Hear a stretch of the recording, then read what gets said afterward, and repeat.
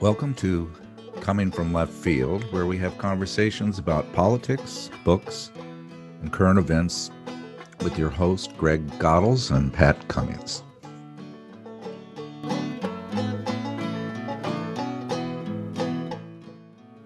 I'll confess to a guilty pleasure. I created a Truth Social account only to follow Trump's rants. For the same reason, I periodically watch Fox TV to catch up on the latest rallies. When I see a sea of red MAGA hats and people going nuts, it's like a car crash. I can't look away. How do we counter this authoritarian far-right populism that is posing a serious threat to our democracy? Our guest today suggests replacing it with left-wing populism. Interesting. Let's discuss. Hey, warm greetings. We're here with our good buddy, Dr. Charles Derber.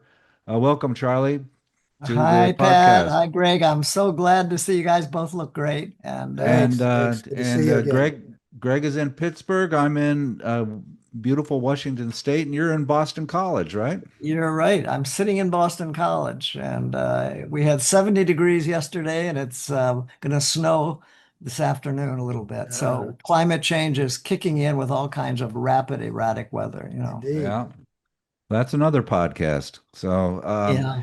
hey, we're here. Let me give some background about you. You're just a great sociologist, and you have been teaching at Boston College for quite some time. I was making notes, and I said, well, he's an author of 20 books. You're an author of 30 books, aren't you? Is Right. that about right? Yeah, which Two is more put. coming out this June as well. Oh man! Which you'll So you enjoy. you Yeah. are a prolific author. We had you on last time to talk about sociopath, and this is your new book here, fighting oligarchy, Right. and that was about a year. We No, that was published about a month ago. That oh came out this is just brand new then. relatively new. Yes. Yeah, great book, super timely. Can hardly wait to Yeah, jump in yeah, with it it. is very timely. My goodness. Um, So give us a background about this book, Fighting Oligarchy: How Positive Populism Can Reclaim America. Populism gets a bad rap in America. The idea of populism's, I've asked people, I've asked them, when you hear the word populism, what do you think? And Americans have learned to think what has long been a view that's widespread. In fact, James Madison sort of made this same argument. The guy who wrote the Constitution. He said, populism is just a rabble rousing bunch of, people who get out on the streets and make noise and are likely to just trying to overthrow the everything, and it's going to be just a mess. And so I think many people hear the word populism and they just have a negative association with it. It doesn't sound good. Um, on the other hand, we're in an era where, actually, there's a long history to the idea that this book offers, that we've long had two different kinds of populism in the United States. One is Trump ran on and won on, and it's right-wing, far-right populism, which has a very long, bloody, hateful, but seductive message to ordinary people.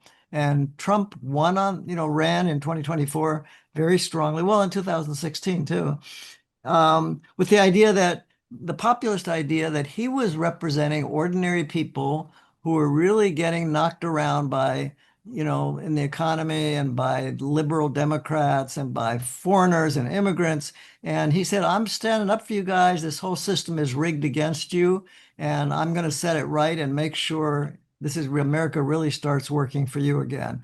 And, that promise appeared that was very seductive to people who were in a lot of trouble because, Kamala Harris was running a very mainstream campaign saying, I'm a proud capitalist here. I like the way things basically are. She said, we'll make some reforms that will help some Black people, help some women.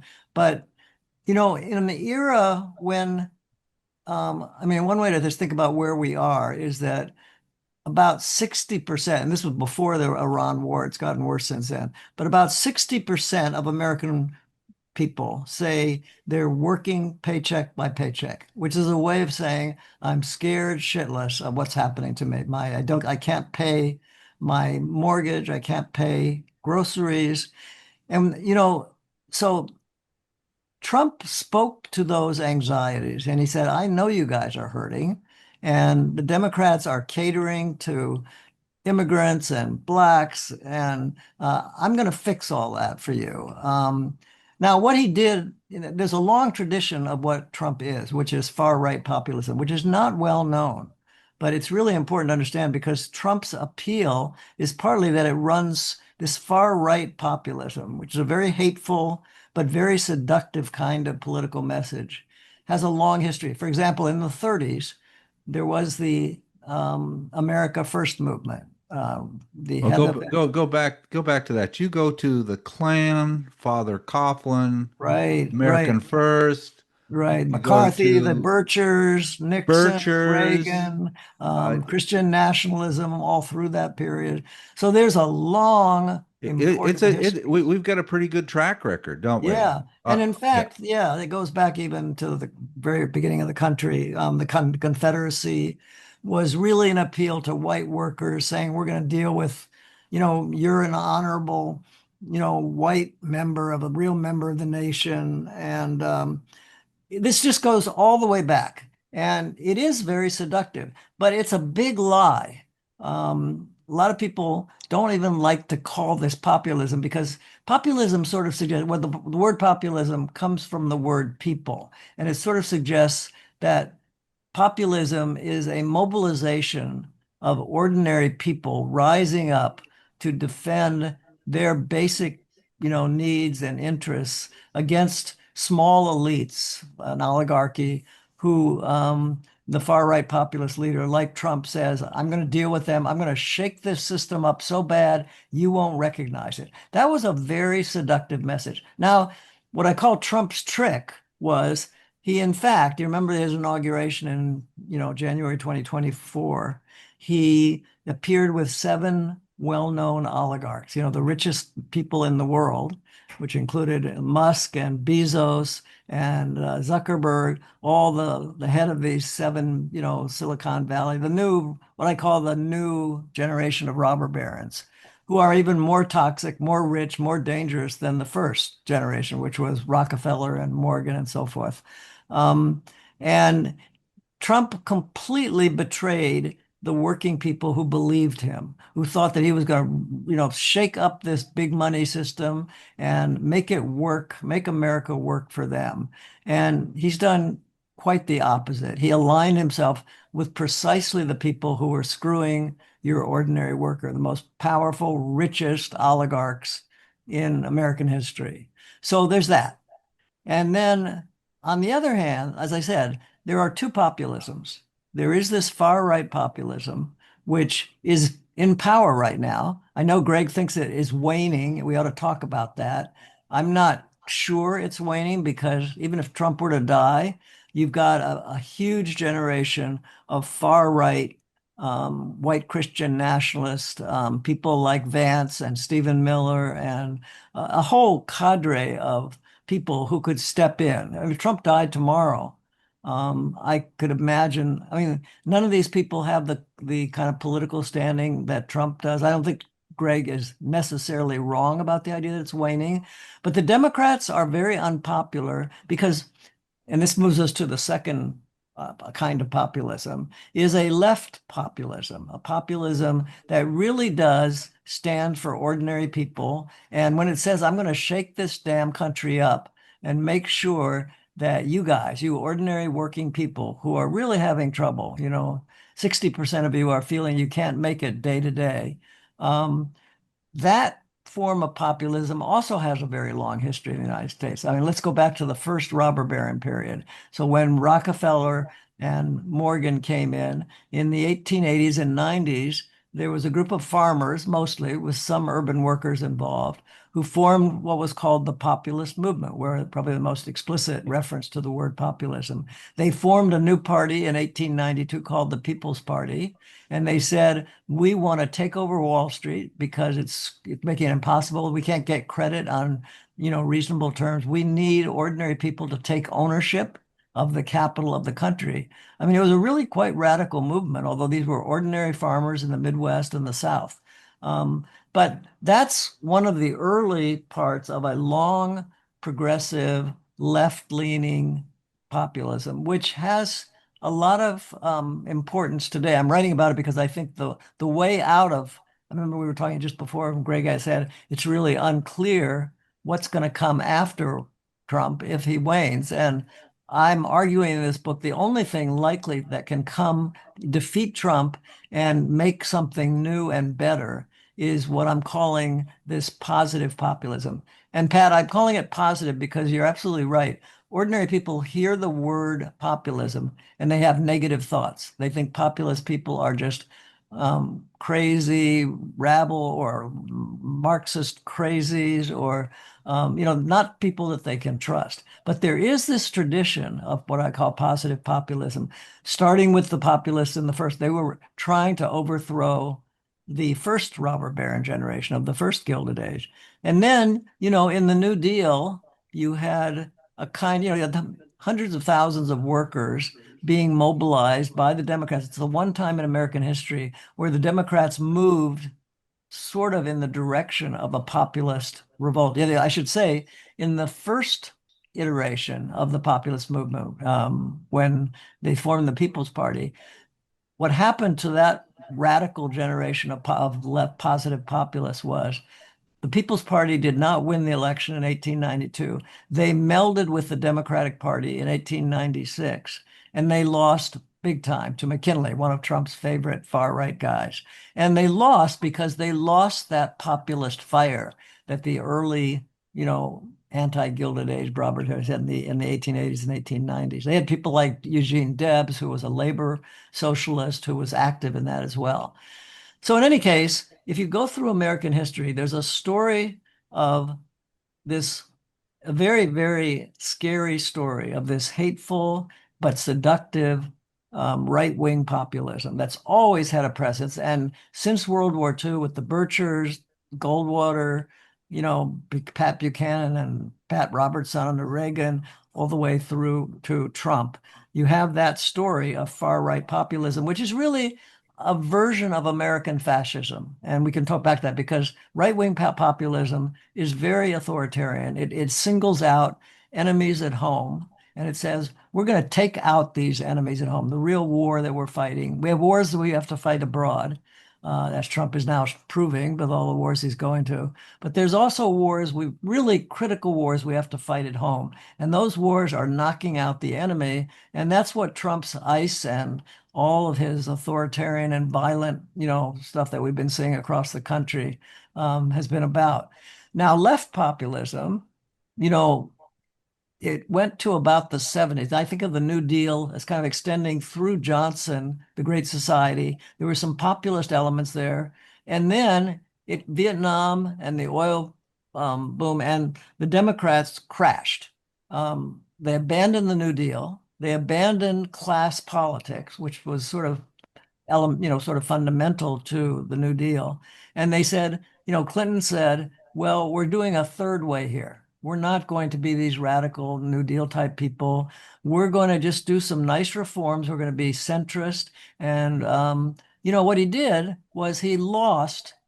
But he and then Obama is very much the same in many ways. These guys said, we're no longer New Deal Democrats. And they went to sort of a more mainstream vision of the Democratic Party. And as you guys well know, this created the really crucial migration that's happened in the last 50 years, which is the migration of ordinary American workers from the Democratic Party in the New Deal and the 60s to the Republican Party, all through this with Reagan and all through up until through Trump. So what happened when the Democrats abandoned any kind of populist spirit was ordinary working Americans flew out. They absolutely fled out of the Democratic Party and ran to Nixon's silent majority and ran to Reagan's white Christian nationalism, because that hateful message was the only message they could hear that appeared to be speaking to them. The Democrats were no longer speaking to the working population. They had abandoned populism. But when you have more than half the country in a kind of deep economic crisis, if you're not speaking to them and you're not offering them, I mean, again, what is populism? It says we call this a democracy, but the people are not running the country. Who is running the country? An oligarchy, a small elite. The people who have been most vocal in the political world about populism are probably people like Bernie Sanders and AOC. And, they attracted a lot of attention in the last couple of years because they had these huge rallies and they said the country is being run by an oligarchy of the richest people in history. And they are the people that we have to take down and fight if we're going to really take over from Trump and this Republican Party. So I just want to say, there is this populist tradition in America that is really important, but it's not well understood. And what I tried to do in this book is show the history of these two populisms and say, you can't just go where the Democrats have gone in the last 50 years. You're going to lose the entire working class population.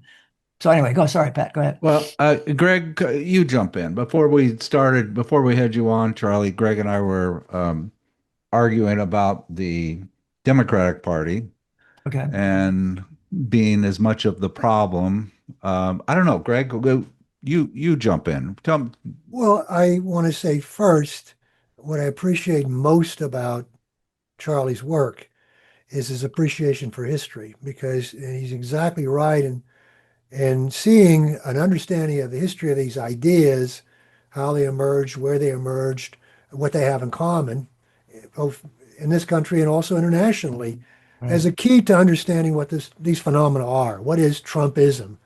And I'm really happy that, unlike so many of our colleagues, our friends, he adopts this idea of right populism as fundamental to what Trumpism is about, and it coincides with right populism in Hungary with Orbán and the AfD, all these right groups in Europe.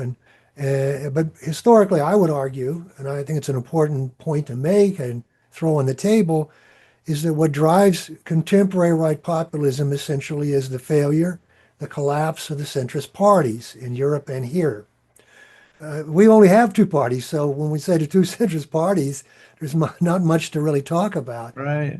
But there's a couple of times in your exposition I'd have to differ pretty sharply. The notion that the Democratic Party in the 30s was the source of left populism, I think that's got it backwards. The party was actually the brake on left populism, which was created by groups like the CIO and the trade union movement, white councils, the Communist Party, and so on and so on. They were the motor force of left populism through and through. The unemployed councils, the other organizations, which were mainly dealing with the unemployed, but were built around African American interest, women, and so on and so forth. It was a massive organization of fitting it into your category, left populism, and that drove the Democratic Party. And I would argue that.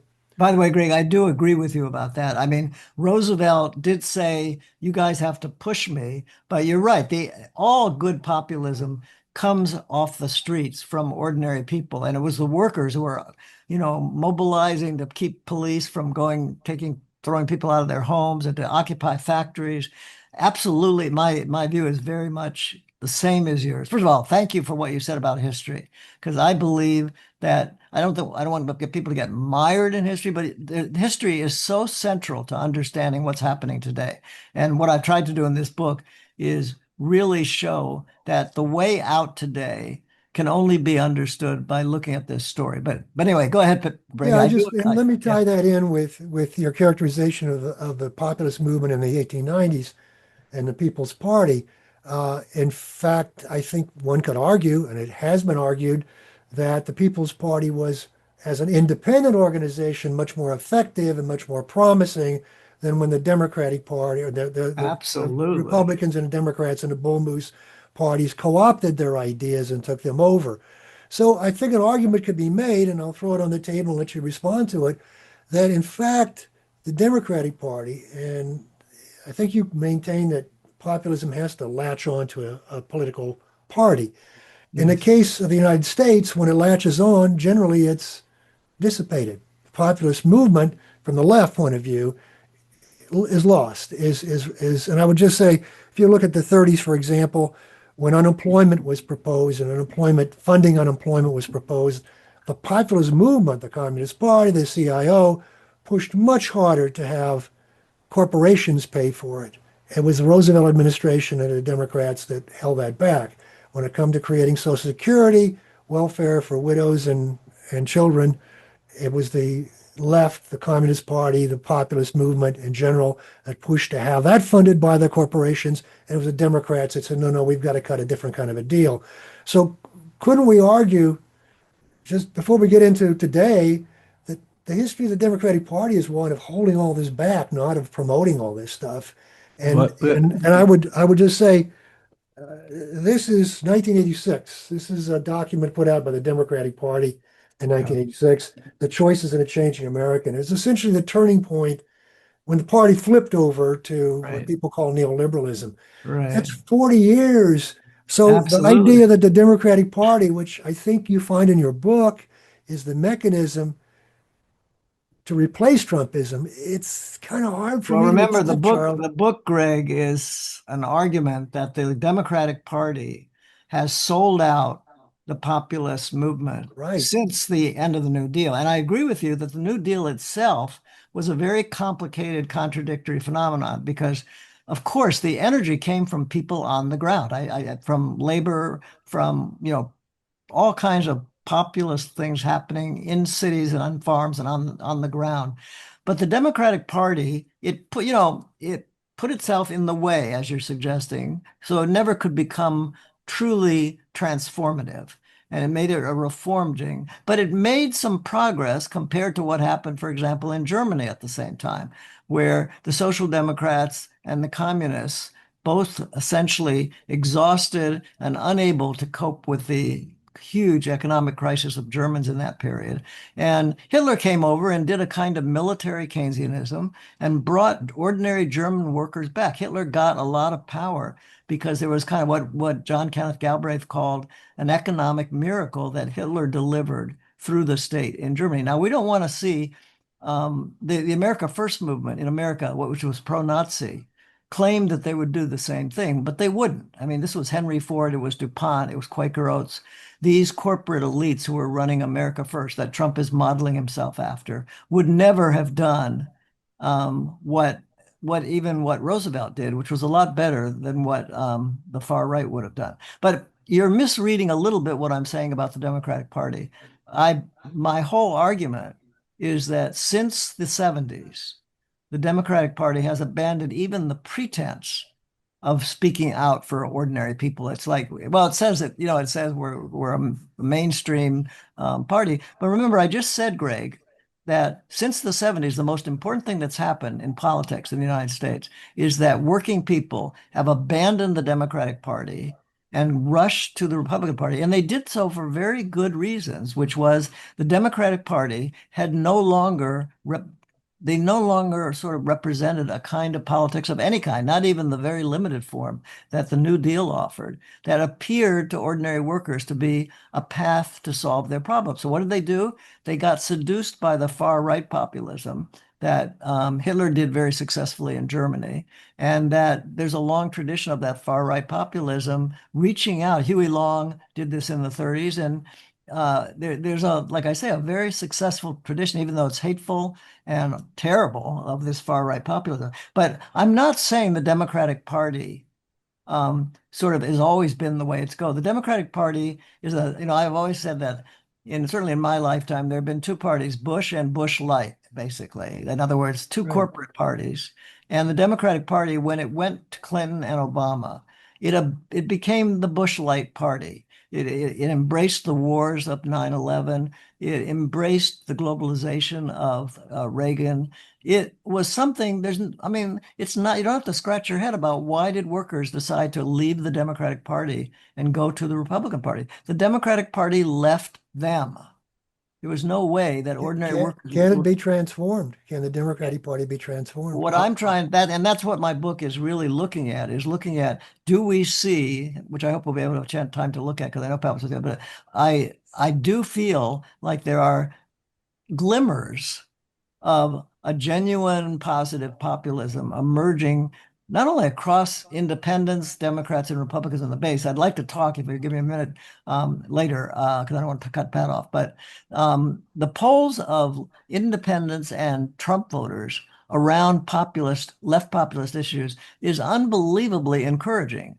About 70% of Trumpists say they hate big corporations. They say they like unions. They don't blame welfare cheats for taxes. They blame rich people. In the book, I sort of explored that because I found it very interesting data. So I'm saying now that if we look at today, despite the movement of conservative workers and working class general who are sick of the Democratic Party over the last 40 years, for the reasons you well described, Greg, there is a possibility now, which you're seeing on the streets, of elements of the Democratic Party, whether it's Bernie and AOC, or whether it's even more mainstream people like Chris Murphy, a senator from Connecticut, or Chris Van Hollen. These are not radicals, but they are genuine positive populists. They're saying the enemy is the oligarchy.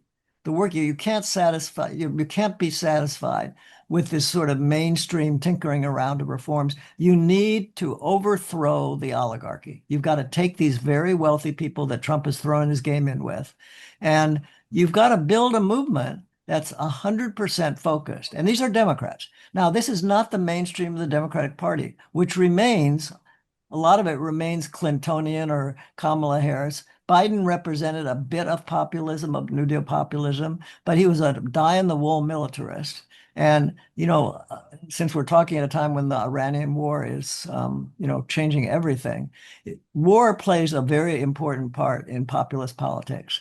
Far-right populists almost always end up going to war. There's a long history of that.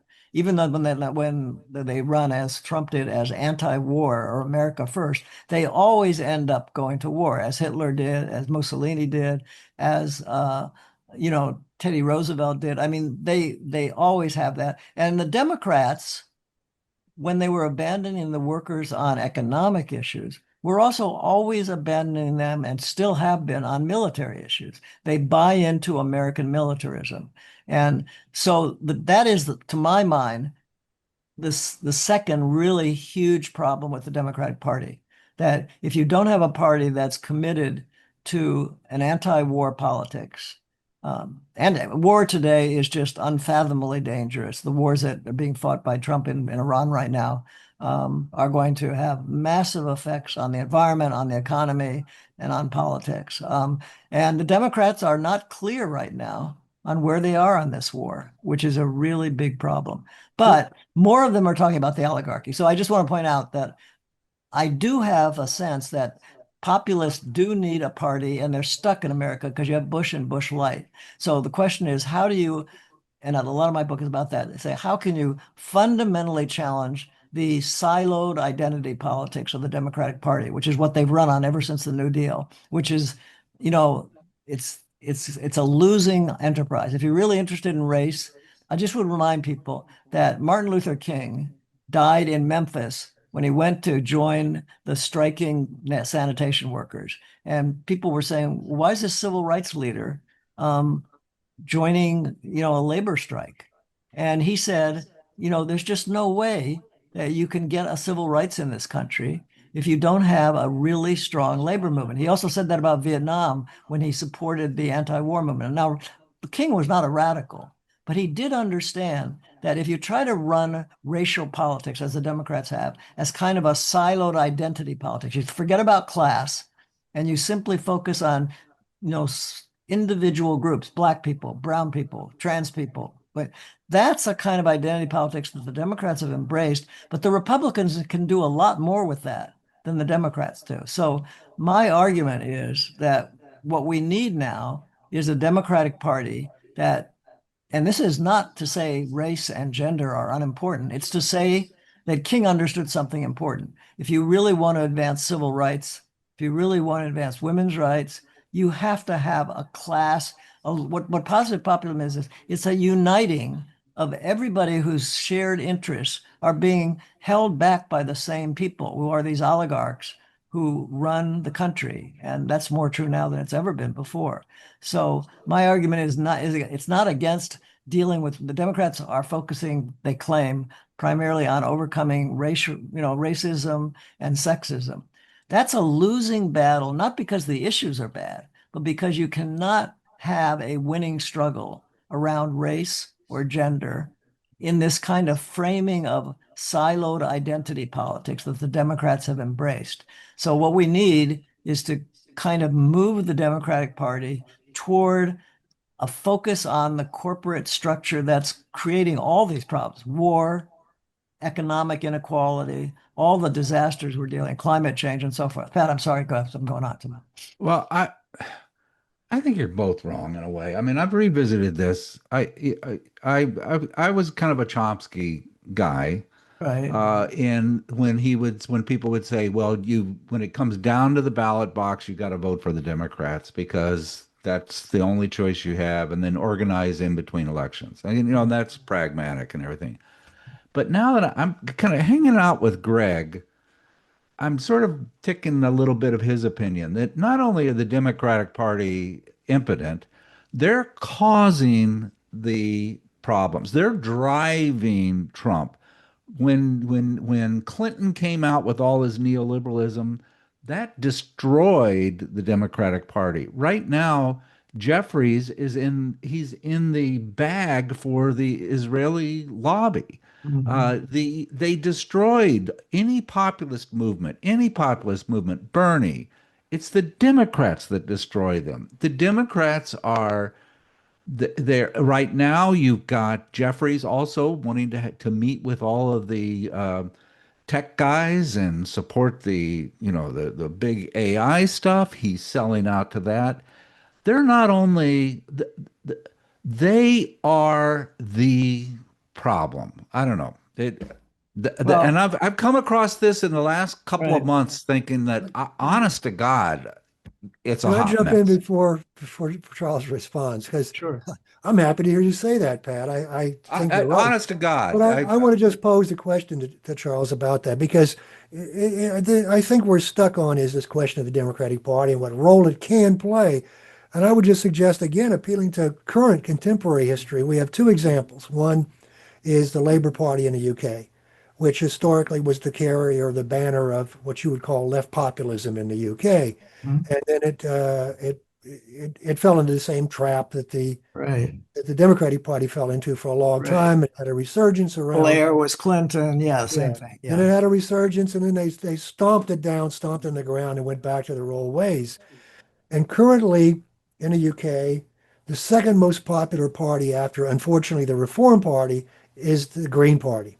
Out of nowhere, the Green Party. And they pick up on a lot of these left populist ideas. In Germany currently, the number two party, polling, tied with the SPD, is Die Linke, the left party, which was a creation of the post-neoliberal phenomena and came out. My question is, if we had been attending to creating a third party in the last 40 years, instead of hoping and praying the Democratic Party would come around, might we not be in a situation where we had a authentic left populist party that was actually contending electorally? Well, again, if you look, Greg, you and I both love history, and we feel the answers to important questions are worth considering historically. So if you look back at efforts to create third parties in the United States, I'm thinking the Populists, for example, back in the first Gilded Age.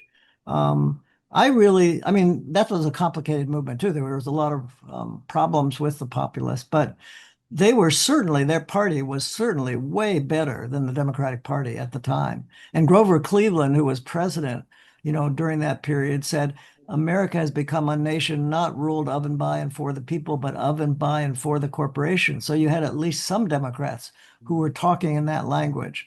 But, the People's Party was just drowned out by the money that the oligarchy was able to pour into both parties, which has been the story of America, that the oligarchs have so much political control. The real deep state in America is not Trump's civil servants. It's these people who are, using the Supreme Court to recharter the corporation and say that money is speech. If you try to curb corporate speech, corporate money, try to prevent them from giving money to the Democrats, which is what you guys are talking about, you're violating their constitutional free speech rights, because the court, the Gilded Age Court of the Santa Clara Act of 1876 said corporations were private citizens and they have rights that are constitutionally protected, including the right, as it's played out in subsequent amendments, to give money, and that's their free speech. If you try to curb corporate money,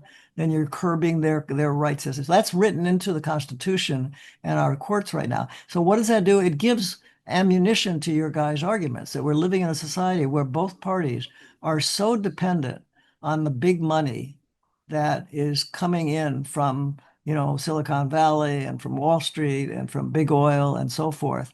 You can say it's hopeless to think of anything can happen.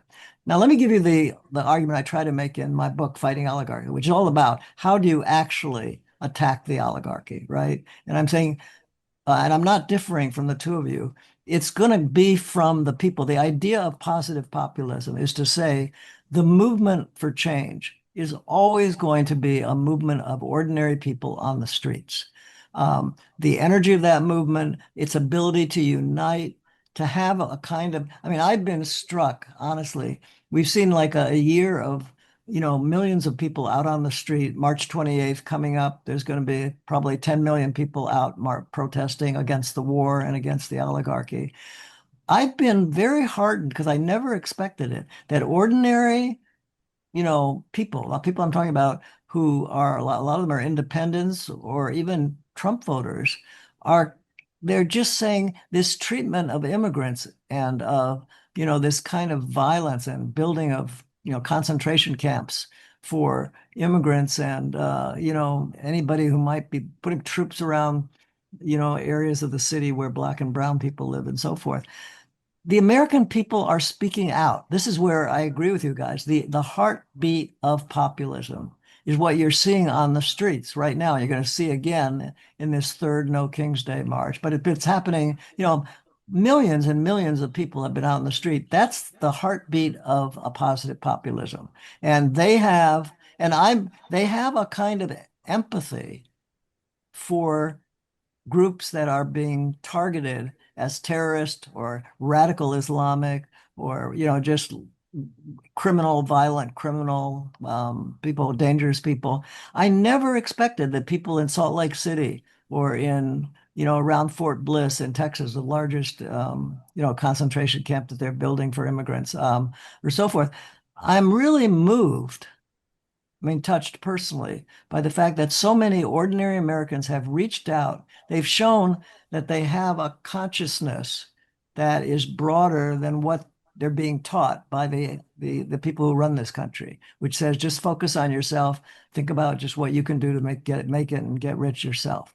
So I agree entirely with you that the hope of the country lies with ordinary people. And in fact, what's happened in the last year, because Greg is right. Trumpism has waned, and many of the people who voted for Trump are now out on the streets, and they're angry with Trump. Trump's numbers are almost as bad as the Democrats. It's down in the high 30s or something like that, depending on the poll you're looking at. Now, at the same time, where I think I differ from both of you, and including Pat from what he just said, is the idea that, well, maybe the best route is to go for a third party and forget the Democratic Party. And I understand, being a historic, person deeply moved by history, I understand every reason in the book why you would want to ditch the Democratic Party and look for something else. And I put all your hopes. I'm not arguing in this book, Fighting Oligarchy, that the way you're going to end the oligarchy is just join in with the Democrats as they are right now. In fact, the book is making an argument related to the Democrats' abandonment of New Deal politics and class politics and movement toward this identity politics, which is absolutely fatal for any kind of, if the Democrats were to continue to move in that direction, I'd say forget the Democrats as well. Do your best with a third party or just a popular movement that doesn't clearly identify with a party. But I'm seeing some hope on the streets. And I'm seeing that a surprising number. Now, I agree with you guys. The leadership, Hakeem Jeffries, the Chuck Schumers of the world, these people are death. I'm not suggesting aligning with that, but I'm suggesting that inside the Democratic Party, because of the incredible, heartbeat of ordinary people standing up for themselves and for other people who I never thought they would stand up for, is a sign that there is a popular mobilization with enough force to pull away a certain measure of Democrats from this sort of Schumer, Jeffries kind of Democratic Party. And I've seen it because a larger number of these people, I don't want to get Pollyannish about the Democratic Party, but there are a large number of Democrats in the Progressive Caucus in the House, for example, who are pretty positive populist in their idea. They're anti-war.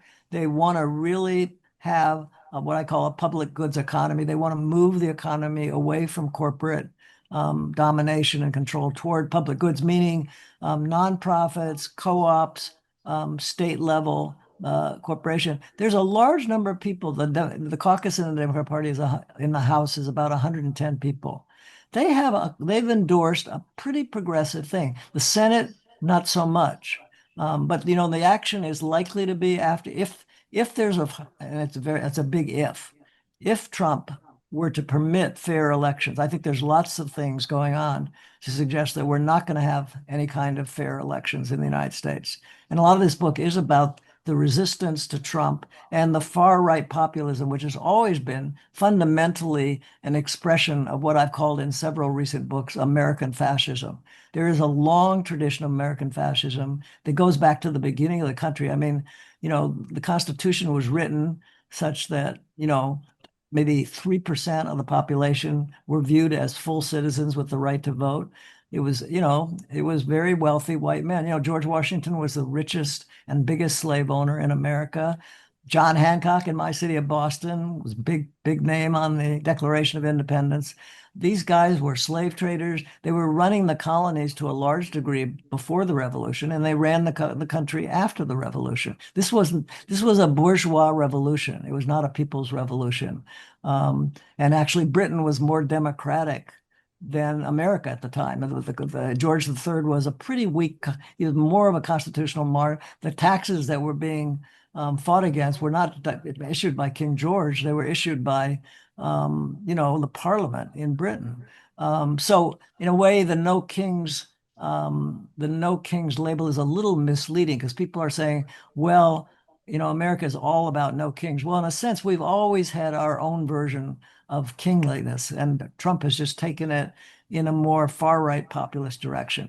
But coming back to the issue of the Democrats, I just want to say my reading of what's happening today is that there's been some recognition in the Democratic Party. I mean, Kamala Harris lost big. Biden, despite his, slightly resurfacing some economic populism, became very unpopular because he just wrapped himself in pretzels around the war and could not see a war that he didn't like. And populism, it says we've got to move the capital of the country away from war. I mean, Trump has spent, even just in the Iran war, several $1 trillion in the last few weeks on war. That would have funded healthcare for years in America. So anti-war politics, which is very much on the ground politics, is really central. And the the resistance on the street, which is where populism really is, it's on the streets. Watch March 28th. Watch what happened to that. It's always on the streets. There's going to be a real anti-war and a real anti-oligarchic message coming out. Watch March 28th, maybe the biggest protest in American history. So what I've done in this book is try to situate this long history in terms of the contradictory. You guys are pointing out a contradiction, which is that if you're looking for a solution in the Democratic Party, you're probably going to get more of what you've seen before. And I think there's good reason to be worried about that. At the same time, we're in a period of history where there's a kind of populist spirit.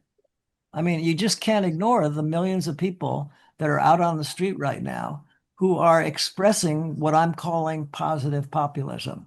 And we've never seen such a large mobilization of people across a range of cultural, religious, and political divisions who are kind of embracing this kind of anti-oligarchic, anti-war kind of politics. So that's the hope. And I think that to the extent you get more of the populist Democrats in power, you have a greater chance. But exactly as Greg said about the New Deal, it's always going to come, change is going to come from people on the ground pushing whatever party is in power. And I think you have a better chance of pushing the Democrats, but I'm not saying embrace the Democrats. I'm saying vote for those Democrats who sound like populists and push like hell the ones that don't, and don't vote for the ones that are not sounding. I'm glad that you're starting to sound a little more like a Marxist with your rhetoric there, and that gets me to your last point. Yes. You had 5 key takeaways of your book, and you mentioned that we're in a depression. You know, people live in paycheck to paycheck.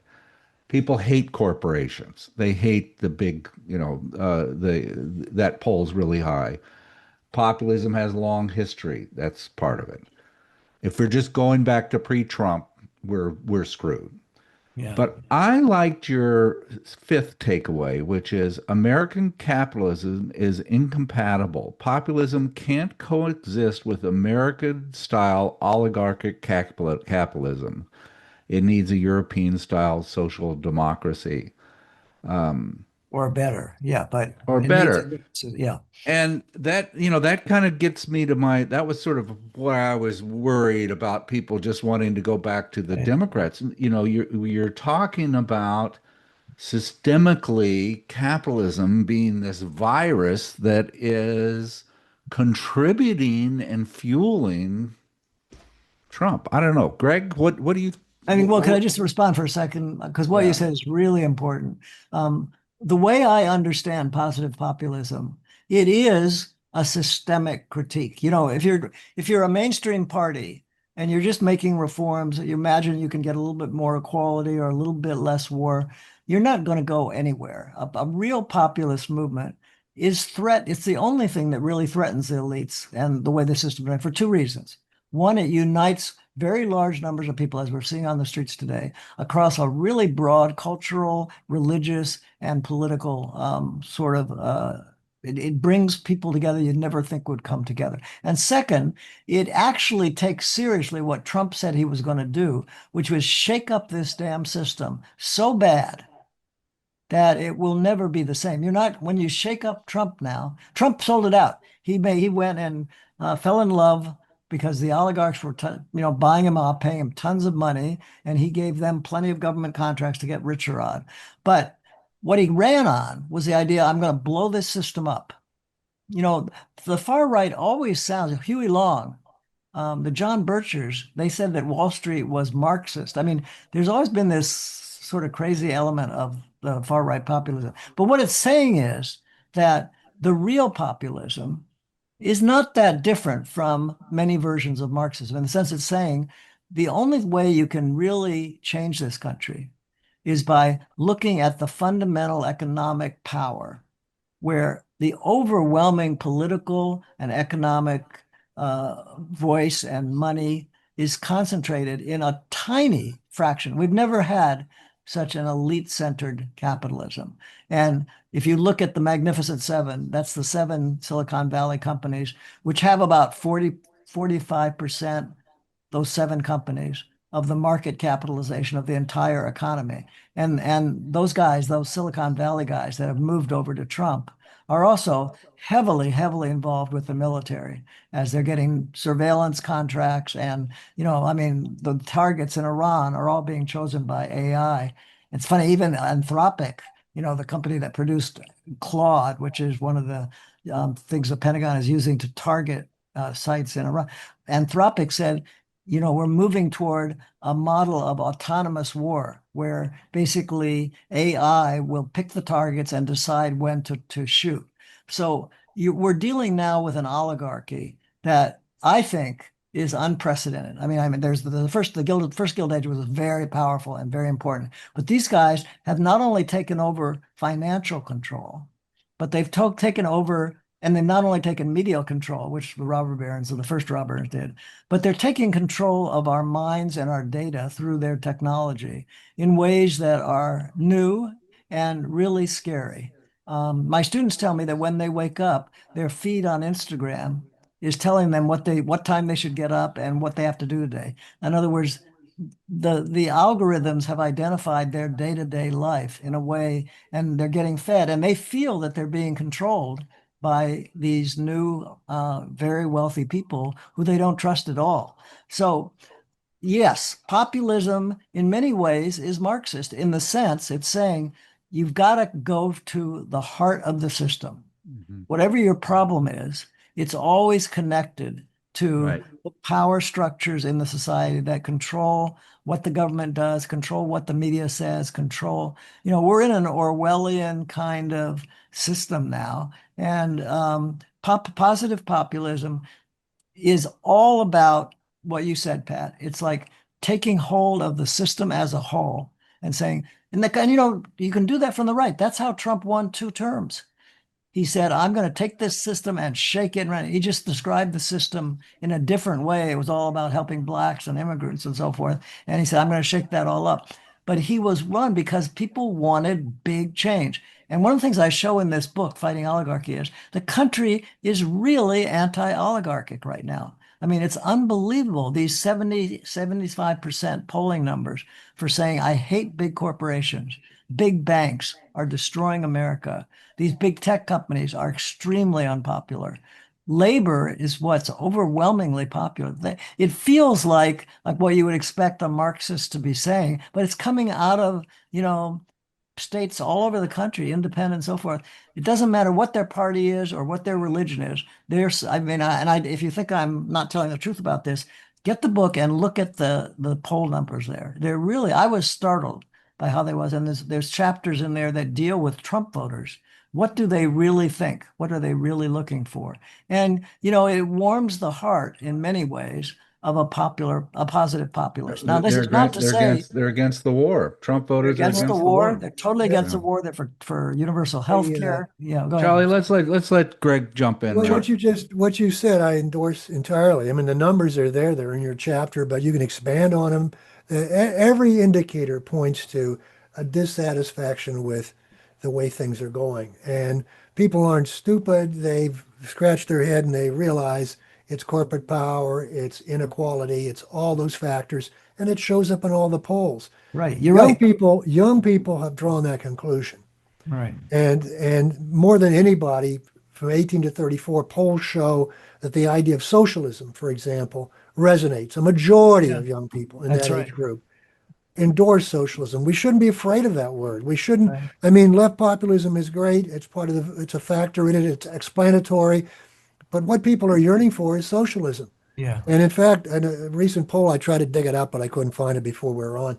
But I think something like 50 or 60% of that 18 to 34 profile support.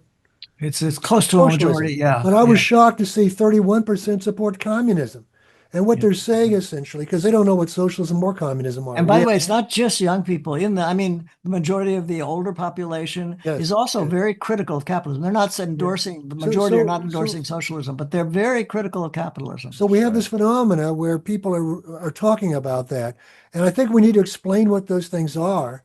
And we need to understand that people are not listening to the people that condemn socialism or denounce socialism or demonize socialism or Right. I communism. agree with that. And that's And- really what the book is but- really about. I talk about populism. And Populism but is we a need to critique acknowledge of that capitalism. even to get a New Deal agenda, what you need is something independent to the left of the Right. Democratic Party. If we have the understanding that okay, look, we're at this moment, Democratic Party is a large force, but they're not going to move unless there's something independent to the left of them. Yes. I'm And we reminded of have this. that, don't we, Greg? We have that Oh no, wait, independent that's what I force. want to address. I want to Yeah. address No Kings.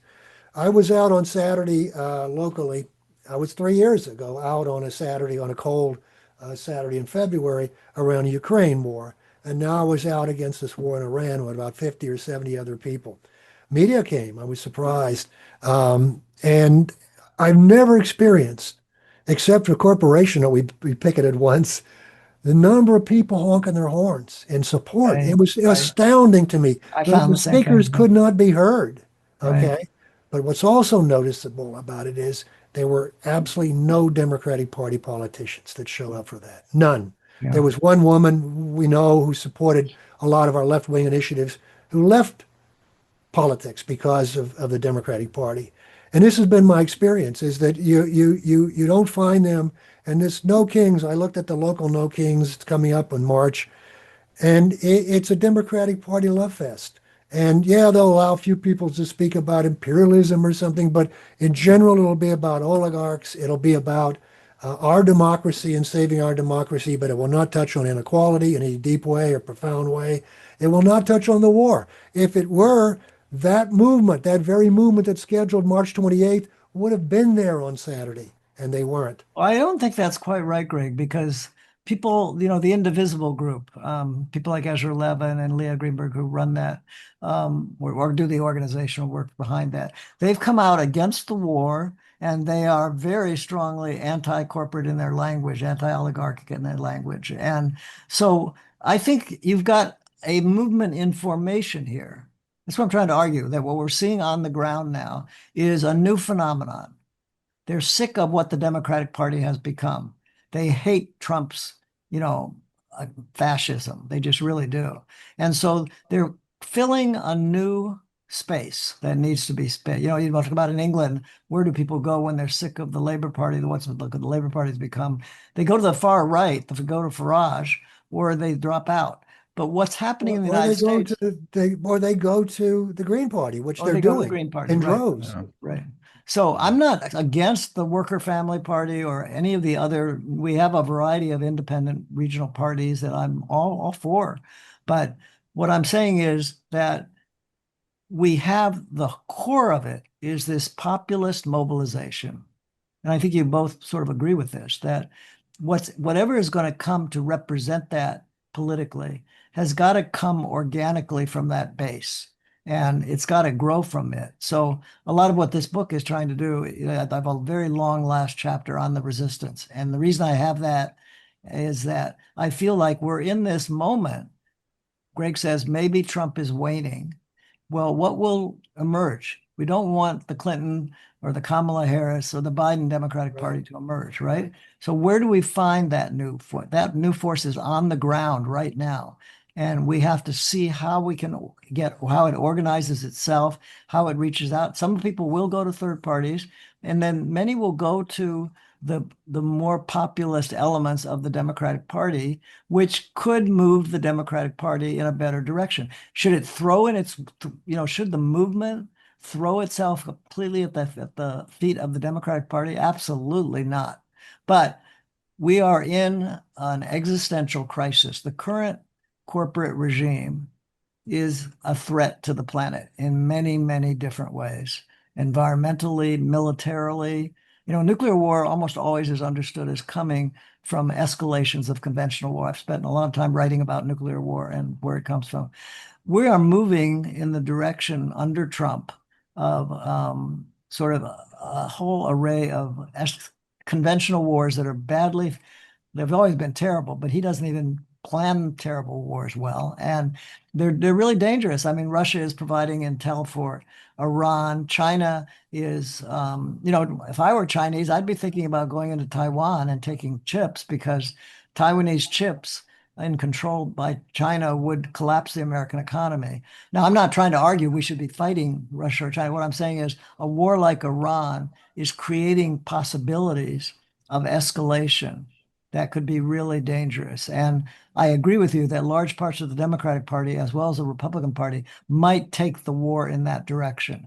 But there is on the ground, where I disagree with you guys, is that on the ground, at least where I see it, and I'm in the Boston area, there is a very strong anti-war element. And I think it'll be interesting to see March 28th. My guess will be that, assuming the war is still going on at that point, which I expect it will be, that will be a very strong anti-war movement. And so I just think there's some hope that's crystallizing on the ground. Well, And I'd like to, we're kind of running out of time, and I'd like to talk about hope because I did a little AI Photoshop, and I have to use this Ten Commandments. Your book closes with the Ten Commandments of populism, and one, be nonviolent.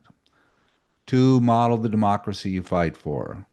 I like number three, use media and social media to demolish the propaganda machine of the ruling right. Build solidarity as you call for universal rights. Avoid dogma. Avoid dogma, cancel culture, and political correctness. That's just a trap that that distracts you. Move beyond identity politics. Oh, glory be to God that somebody's saying that. I like 6. 7, organize for small and large scale change. No kings, example.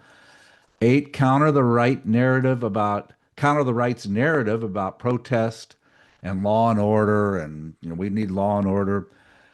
9, align with progressive politicians. Agree.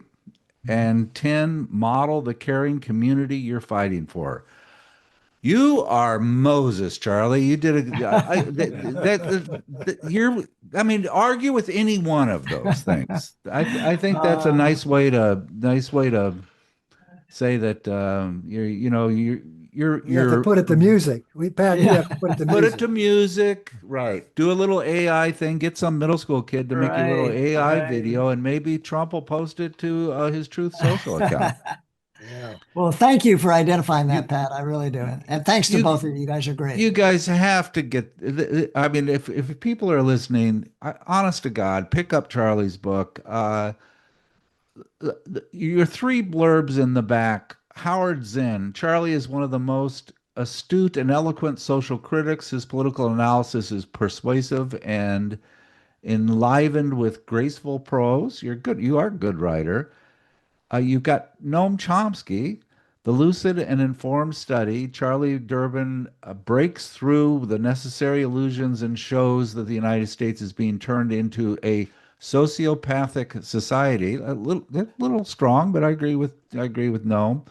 And then Ralph Nader, which I like the best. If you want to learn about the history of progressive populism and its phony populist opposition, this is the book for you. If you also want to learn what you can do about the Trumpism now, this is the book for you. Those are 3 good burbs, and you deserve those, Charlie. Thank you so much, Pat. You're really. Thank you. Any last words, Greg? Well, I just want to underscore what you just said. It's a contribution to this discussion that we have to have about going forward. And it's good to have the interchange we have. I think that really is healthy. I agree. I learned from it. I enjoy it.